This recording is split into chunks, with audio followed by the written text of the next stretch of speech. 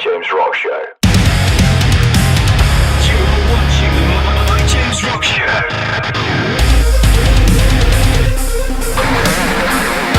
Right, it's Dan from The Rock Show. I'm going to get this lovely man to introduce himself. Well, hello. I'm Mark, and I play guitar and nothing more.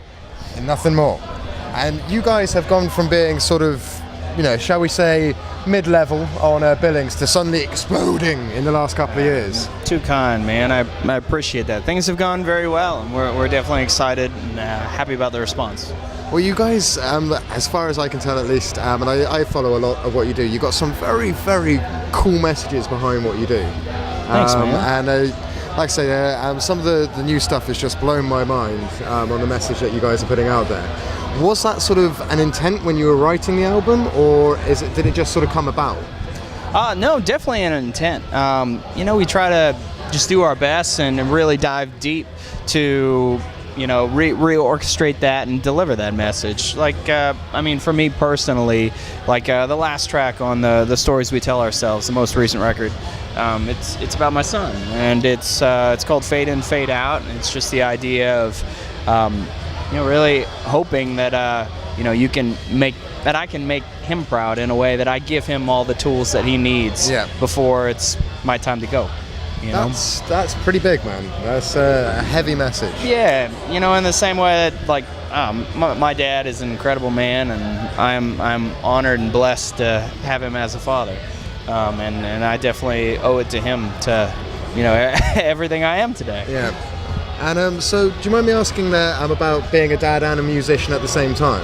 Yeah, go for it. I imagine that can be sometimes a little bit difficult to balance the emotion of both, because.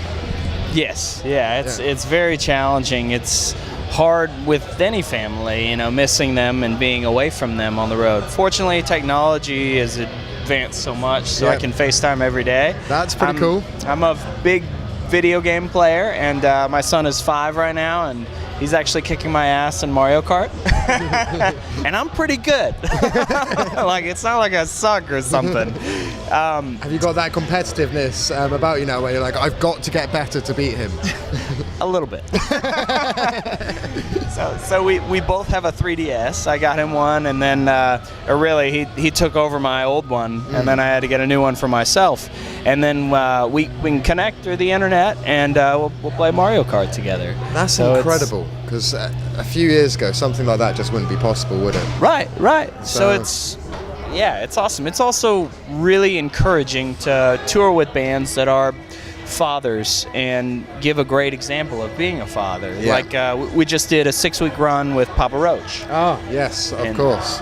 And every single one of them are fathers. And Jacoby actually brought his kids out, within the tour. There's this little 4-year-old running around. And so, of course, I'm talking to my wife, and it's like, hey, see, he did it. Let me bring Phoenix out. They can come along. Somebody else has done it. Yeah. And that's so cool to keep the connection strong. And just the priceless wisdom of that we can learn from them is really awesome and so encouraging. So I'm guessing, geeky fan question. I'm guessing that on tour with Papa Roach, you were getting Jacoby to come out and do the guest vocals that he recorded for you guys every single time. Almost every single time. It was really up to him. And he came out probably 3/4 of the tour. That's fantastic. And just slayed it. It was so cool to have that energy because, you watch him live and he just doesn't stop, literally, like the song goes. He's one of those guys where you sort of meet him, you're still 21 years old in your energy. How he keeps that pace going is incredible. What's even more incredible is off stage, he's like that too. Not like he's sober. It's not like he's on coke or something. No. He's just a very energetic, honest individual, and it's great to just chat with him and become a friend to him. Yeah. It's what's more, humbling in this whole journey. Like you were saying originally, with we've started to gain momentum and everything, is that a lot of our heroes are kind of now our peers. That's pretty cool. And it's amazing. It's so cool. I can text him regularly, how you doing, man? How are your kids? Do you sometimes have that moment of looking at the way things are now and remembering who you were when you started? and going, I wish I could tell him it is all worthwhile. It's very important to do that, to take time, meditate, and stop, and to just think about where you are and count your blessings, you know, because otherwise it's too easy to forget and just go, especially when with a chaotic schedule. Yeah. You know, but be thankful and enjoy the ride, because like anything, like our dads have told us and like their dads have told them, you know, time flies. Exactly. And I love, a personal note again, I'm sorry, but I love the fact that you meditate and take stock, because You have to. I completely agree with you. I actually, on a side note, through the Rock Show, which is where we are now, I run a mental health YouTube channel, which promotes positivity and sort of, you know, taking stock and reminding yourself. So to hear somebody of your position is doing that on a regular basis to keep yourself in check, I think a lot of people need to understand that, because my whole point about making it around the music industry is to show, is to break down the walls of people thinking just because somebody's famous or in a band or something like that they don't struggle, that they have it all easy. We're all fighting the same battles, just in various ways, and it's all relative. So somebody who's sat at home thinking, well, how can I relate? It's more just the fact, no, you've got to ground yourself and take stock, basically. No, you said it very well, and I have to thank you for doing that. Thank you for that YouTube channel. You're for connecting with people, for helping people. Just trying my best.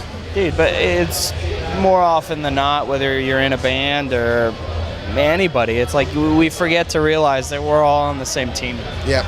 We're all in this together. We're just enjoying life, and we're on the ride. So it's why we're not against each other. We're here to help each other. So Community, not thank competition. you. Yeah. Yes, well said. Thank you. Well, that is one of my favorite hashtags for our show. That's awesome. Community, not competition. Yeah. Hell yeah. I'm going to wrap it up, because you're being sort of, as usual with the band, passed around like a birthday parcel at a party, wait for the music to stop, somebody takes off another layer. I just want to say thank you for having such a frank and open, honest interview with me. We jumped straight into it, and I feel we got a little bit deep, and I'm quite happy about that. Dude, that's the only way. It is the only way. That's how you really get to know people, so I appreciate it. Thank you for having me. In that case, I will make every effort to come touch base with you outside of a festival when we get a bit more time, and maybe we can get a bit deeper into the stuff that we talked about. Please. That'd be fantastic. Killer. Thank you so much. Thanks, man. Cheers. Thank you for watching my interview with this gentleman from Nothing More. He was lovely. If you want to check out the other interviews that we've done with them previously, or what we have upcoming from Download and the rest of the festival this year, hit like, subscribe, and the notification bell, and then you get everything that we've done. Thank you so much. Welcome to the My James Rock Show.